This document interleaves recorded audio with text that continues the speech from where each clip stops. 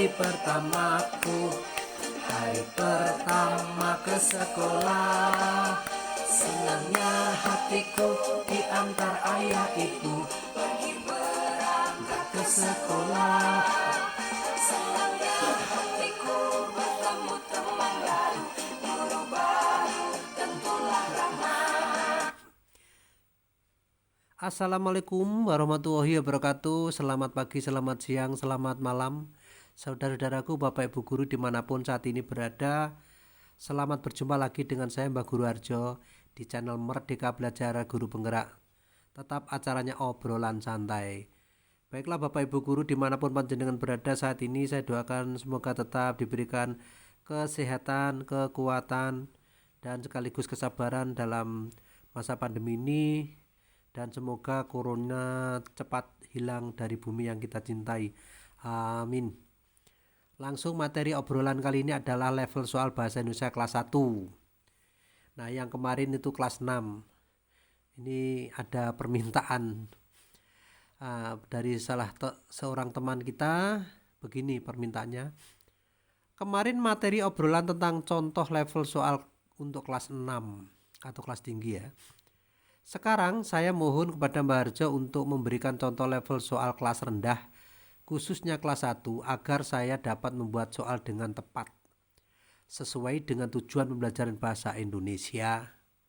Sekian atas berkenannya, saya sampaikan terima kasih. Oke, terima kasih sekali. Saya senang sekali dengan permintaan seperti ini. Saya apresiasi. Oke, terima kasih Ibu Wulan. Agar Ibu mudah mengerti apa yang seharusnya dibelajarkan dan diujikan kepada siswa serta bagaimana cara membuat soal yang tepat, mari kita perhatikan dulu tentang dua hal berikut ini. Jadi supaya tidak salah paham atau tidak bingung lagi, karena yang jelas ini berbeda dengan yang ada, yang beredar dan sebagainya dari sono. Dari pusat ini ada perbedaan. Sekali lagi perbedaan itu menambah khasanah. Untuk versi saya berpendapat seperti ini juga bukannya tanpa dasar. Ya. Yang pertama, hakikat belajar bahasa. Ini yang pertama. Yang kedua, tujuan pembelajaran bahasa Indonesia. Ini harus betul-betul dipahami dengan benar. Hakikat belajar bahasa dan tujuan pembelajaran bahasa ini sebagai dasar landasannya, arahannya. Jadi akan mengarah kemana pembelajaran bahasa Indonesia dari dua hal ini. Makanya penting sekali siapapun ya yang akan mengonsep atau merumuskan sebuah pembelajaran ini harus berpegang teguh pada hakikat belajar bahasa. Hakikat itu esensinya. Ini penjelasan hakikat belajar bahasa. Pada hakikatnya belajar bahasa adalah belajar berkomunikasi. Jelas toh? Pada hakikatnya belajar bahasa itu belajar berkomunikasi, bukan mempelajari ilmu bahasa, bukan mempelajari buku bahasa. Oleh karena itu pembelajaran bahasa Indonesia diarahkan untuk meningkatkan kemampuan siswa dalam berkomunikasi dengan bahasa Indonesia baik secara lisan maupun tulis. Lisan dan tulis tidak boleh diabaikan. Ini inti dari hakikat belajar bahasa Indonesia itu adalah belajar berkomunikasi. Jadi satu, belajar berkomunikasi. Berkomunikasi itu apa? Ini yang perlu dimengerti oleh semua pihak. Berkomunikasi itu hubungan timbal balik. Sekali lagi ini sebatas dalam pembelajaran bahasa Indonesia ya, di SD. Yang kedua, mengarahnya kepada meningkatnya kemampuan siswa. Harus meningkat. Kemampuan siswa harus meningkat. Tuntutan ini. Jadi meningkatkan kemampuan siswa dalam apa? Berkomunikasi. Nah, berkomunikasi seperti apa? Secara lisan dan tulis. Oke. Yang kedua, tujuan pembelajaran bahasa Indonesia di SD ya. Tujuan pembelajaran bahasa Indonesia adalah agar peserta didik memiliki kemampuan berkomunikasi. Lah, ini lagi-lagi berkomunikasi secara efektif dan efisien sesuai dengan etika yang berlaku baik lisan maupun tulis. Oke. Ini ada pada kurikulum. Jadi menelaah ini saya berbeda dengan yang sudah ada. Istilah peserta didik ini sama dengan siswa, sama dengan anak-anak. Kalau contoh saya atau kalau saya mengucapkan siswa atau anak-anak itu sama peserta didik. Nah, intinya siswa harus memiliki kemampuan berkomunikasi atau berhubungan. Itu sama dengan terampil berkomunikasi. Jadi anak itu harus terampil berkomunikasi. Pembelajaran bahasa Indonesia mempunyai tanggung jawab untuk supaya anak itu memiliki keterampilan berkomunikasi dengan bahasa dalam segala bentuk, baik gambar maupun bahasa yang bermuatkan IPA, IPS dan sebagainya. Nah, berkomunikasi itu masih abstrak atau belum nampak, belum ada wujudnya. Siswa baru dapat dikatakan mampu berkomunikasi jika sudah direalisasikan dengan dua wujud nyata, dua wujud pokok ya ini, yaitu mampu ya, pokoknya mampu memahami bahasa dan mampu menggunakan bahasa. Siswa akan mampu memahami bahasa dan menggunakan bahasa jika siswa memiliki atau menguasai bahan untuk dijadikan modal dalam memahami dan menggunakan bahasa, yaitu kebahasaan atau kaidah bahasa. Harus dimiliki. Tidak mungkin anak bisa menggunakan bahasa, tidak mungkin anak bisa memahami bahasa dengan baik ketika kebahasaan atau kaidah bahasa tidak dimiliki. Paham Bapak Ibu, jelas ya? Pak, lah yang kaidah bahasa itu seperti apa toh Pak? Ini banyak yang tanya. Ini loh, abjad, mulai abjad ABCD, kata, suku kata, kalimat, huruf kapital, tanda baca, istilah, kata depan lah, kata pun, angka dan bilangan, itu semua bagian atau kelompok kebahasaan. Materinya itu kebahasaan. Nah, semua itu ada di PUEBI dan KBBI. PUEBI itu Pedoman Umum Ejaan Bahasa Indonesia. Kalau KBBI Kamus Besar Bahasa Indonesia. PUEBI itu kalau dulu EYD. Oke. Jadi dalam pembelajaran bahasa Indonesia khususnya di SDMI, siswa itu dilatih, dibelajarkan untuk terampil berbahasa atau terampil berkomunikasi yang diwujudkan dalam 3 level kemampuan, yaitu kemampuan memahami bahasa, kemampuan menggunakan bahasa, dan kemampuan atau memiliki, menguasai kaidah bahasa atau kebahasaan. Itu pun baik lisan maupun tulis. Paham Bapak Ibu ya? Lisan dan tulis itu perlu. Nah, soal-soal yang dikerjakan anak lewat naskah-naskah soal itu adalah tulisnya. Walaupun tulis itu sudah terapan, sudah ada di situ aplikasinya, sudah ada, anak sudah mampu mengaplikasikan, sudah ada. Tapi istilahnya levelnya bukan aplikasi atau penalaran, bukan. Tapi levelnya adalah pemahaman bahasa, penggunaan bahasa, dan penguasaan kaidah bahasa atau kebahasaan. Contoh materinya ini, gambar tangan. Gambar tangan ini bahasa dalam bentuk gambar gitu loh. Jadi ini bahasa tapi dalam bentuk gambar. Ini kelas 1 kan temanya diri sendiri biasanya seperti ini. Bapak Ibu apakah belum membuat level pemahaman bahasa, penggunaan bahasa dan penguasaan kebahasaan? Sudah. Saya jawab sudah. Ya ini Bapak Ibu sudah terbiasa membahas soal-soal semacam ini, tetapi belum tahu mana yang kebahasaan, mana yang pemahaman dan yang penggunaan. Ini perlu sekali supaya bisa membedakan, nanti bisa menilainya itu juga tepat. Dan kalau tidak tahu bisa pemahaman saja atau penggunaan saja. Coba panjenengan perhatikan, materinya bukan membaca ya. Sekali lagi bahasa Indonesia apabila ada yang mengatakan materinya membaca menulis itu salah besar, nanti keliru lagi. materinya ya bahasa dalam segala bentuk. Nah, media saji soal bahasa dalam bentuk gambar, gambar tangan. Nah, pertanyaannya atau perintah, gambar di samping adalah titik-titik. Nah, soal semacam ini adalah soal untuk menguji kemampuan pemahaman siswa terhadap bahasa dalam bentuk gambar.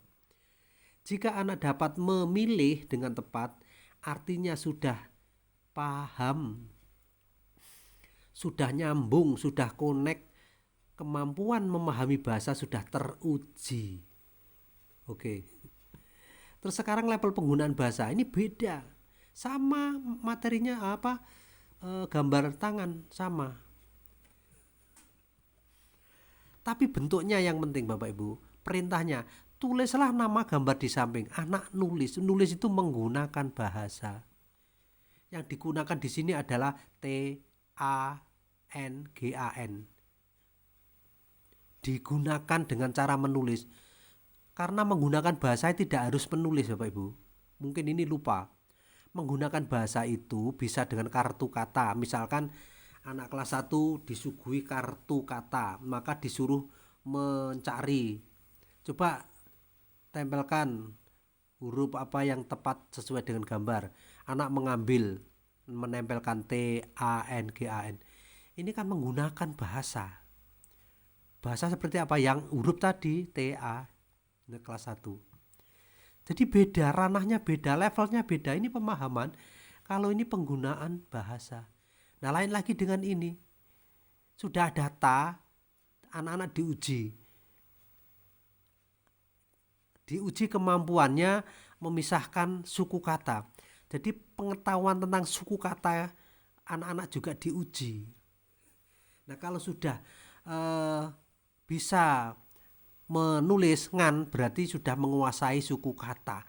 Suku kata itu masuk bahannya kata. Sekali lagi, suku kata merupakan bahannya kata. Makanya masuk kebahasaan atau kaidah bahasa. Sudah teruji kemampuannya. Beda, sekali lagi jenengan perhatikan, jenengan amati kan beda. Nah, untuk itu kalau Bapak Ibu membuat soal ya jangan sama. Kalau sama ya pasti betul. Ini kan contoh saja, sekali lagi contoh. Kalau soal sungguhan ya ini bisa kaki, ini bisa hidung ya. Jangan tangan semua. Ini kan kebetulan hanya sebagai contoh saja saya untuk mempermudah. Nah, contoh nomor 2, gambar di samping adalah. Nah, kalau anak dapat memilih dengan benar berarti sudah memahami. Sekali lagi sudah pahami, sudah ngerti. Sudah connect, sudah terjadi komunikasi. Kalau disuruh menulis berarti penggunaan. Kalau tulisan itu dipisah, disuruh diuji kemampuan untuk memisah. Budi memiliki buah mangga, kata yang bergaris miring jika dipisah menjadi nah. Ini pemisahan suku kata, ini masuk ranahnya level kebahasaan. Sudah dimiliki atau belum? Sudah dikuasai atau belum? Kalau anak sudah betul misalkan ma dan ga, berarti sudah menguasai tentang suku kata. Oke, nomor 3, gambar di samping adalah sama. Tulislah nama gambar di samping. Penggunaan. Kalau sapu, anak-anak diminta untuk sapu itu tulisannya terdiri dari huruf apa ya? Diuji kemampuannya, ngerti tulisan sapu ora, teko huruf apa wae sapu kuwi. Nah, ini kemampuan kebahasaan, ranahnya kebahasaan. Nah, sudah Bapak Ibu, sudah paham ya? Dari 3 ini walaupun sama, tetapi pertanyaannya berbeda. Jadi letaknya itu pada pertanyaan ini yang menyebabkan level itu dapat diketahui. Nah, antara pemahaman dengan penggunaan bahasa ini berbeda bobotnya Bapak Ibu. Kemampuan memahami bahasa dan kemampuan menggunakan bahasa serta kebahasaan itu beda. Ini saya jelaskan yang memahami dan penggunaan saja. Menurut Bapak Ibu, kira-kira lebih mudah mana memahami bahasa atau menggunakan bahasa? Tentu lebih mudah memahami bahasa. Maka kalau saya yang sudah, bentuk pilihan ganda itu khusus untuk pemahaman bahasa. Jumlahnya banyak, bobotnya ringan. Tetapi kalau sudah penggunaan bahasa itu Romawi 2 atau 3. Kalau ke saya Romawi 3 ya, lebih bobotnya lebih tinggi, lebih hot. Nah, contohnya begini. Ada 2 orang anak umurnya 10 tahun. Yang satu sekolah, yang satu tidak sekolah. Kemudian dua-dua anak itu diberikan gelas. Di depannya diberikan gelas. Anak A itu sekolah, anak B tidak sekolah. Sama-sama ditanya, apa itu di depanmu? Gelas. Yang satu ditanya, apa itu di depanmu itu? Gelas. Paham? Kalau anak bisa menjawab gelas kan berarti paham. Nah, setelah anak-anak paham, kemudian diberi tugas, tulislah gelas. Namanya barang itu gelas. Sekarang tulis. Itu menggunakan bahasa. Maka yang anak sekolah pasti bisa 10 tahun. Yang tidak sekolah saya pastikan tidak bisa. Apa sebabnya? Yang sekolah telah memiliki kebahasaan. Yang sekolah sudah mempunyai bahannya. Kebahasaannya sudah ada. Mengapa sudah memiliki? Karena diberikan pada saat proses. Karena pada saat proses itu diberikan, maka dia bisa menulis, bisa menggunakan. Nah, anak sama-sama sekolah, satu kelas, itu kemampuan menggunakan bahasa tidak sama. Sehingga nilainya mungkin juga tidak sama. Tapi selama ini panjenengan kan tidak bisa menunjukkan nilai kemampuan pemahamannya anak masing-masing anak seperti apa, kan tidak bisa. Ini bedanya konsep saya dengan yang sudah ada. Jadi saya itu berbeda pendapat. Dasar saya hakikat belajar dan tujuan pembelajaran bahasa Indonesia. Sekali lagi, kemampuan pemahaman bahasa itu lebih mudah daripada penggunaan bahasa. Maka nilainya, bobotnya berbeda. Kemudian untuk penguasaan kebahasaan atau kaidah bahasa ini juga ini juga perlu diuji, termasuk tadi ya kata depan, kata dasar, tanda baca, huruf besar, huruf kecil. Nah, ini contoh yang kedua, ini mungkin kelas 2, kelas 3 ya. Enggak apa-apa untuk masih kelas rendah. Materinya pantun. Jadi materi bahasa itu bukan membaca, bukan menulis, sekali lagi catat Bapak Ibu itu. Kalau ada yang mengatakan itu salah besar. Yang betul ya, materi bahasa ya bahasa itu sendiri dalam segala bentuknya. Level pemahaman. Misalkan pantun, anak kelinci melompat-lompat, berlompat-lompat di tepi telaga. Janganlah kita suka mengumpat, kelak hilang seluruh pahala. Ini pantun. Bahasa dalam bentuk pantun. Kalau tadi bahasa dalam bentuk gambar. Nah, untuk mengukur atau menilai kemampuan pemahaman siswa, maka yang ditanyakan adalah tentang isi pantun. Apa isi pantun? Apa pesan pantun? Makna kata, misalkan makna kata hilang. Ini ya pemahaman, tetapi pemahaman kata di dalam pantun. Sinonim kata, misalkan sinonim suka. Antonim, makna kata, arti kata, semua itu pemahaman bahasa, tetapi berbeda. Kalau isi pantun, ini semuanya harus dipahami, lebih berat daripada makna kata, terus sinonim kata, titik-titik. Semua itu pemahaman, tetapi tingkatannya berbeda. Sekarang penggunaan bahasa, nah ini sekali lagi saya samakan, tetapi kalau Bapak Ibu membuat nanti jangan sama. Anak kelinci melompat-lompat, berlompat-lompat di tepi telaga, janganlah kita suka mengumpat, titik-titik. Perintahnya, lengkapilah pantun rumpang di atas. Anak melengkapi, ini berbeda dengan soal yang ini, menyampaikan isi pantun. Oke, jelas Bapak Ibu ya. Jadi sebetulnya Bapak Ibu kalau membuat soal seperti ini mengukur penggunaan bahasa anak. Tetapi selama ini Bapak Ibu tidak ada nilainya, tidak punya format. Masalahnya itu. Inilah yang selama ini kelemahannya. Maka kemarin saya berikan formatnya.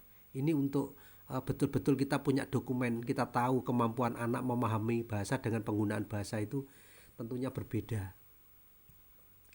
Tulislah misalkan, perintahnya apa monggo, tapi intinya anak menulis atau mengisi ini itu menggunakan bahasa. Penggunaan bahasa. Oke.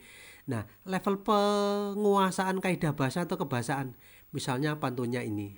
Sekali lagi ini contoh. Kalau buat soal tentang pantun ada 3 atau 2 jangan sama. Yang diujikan tentang apa ini? Misalkan tanda baca. Caranya bagaimana?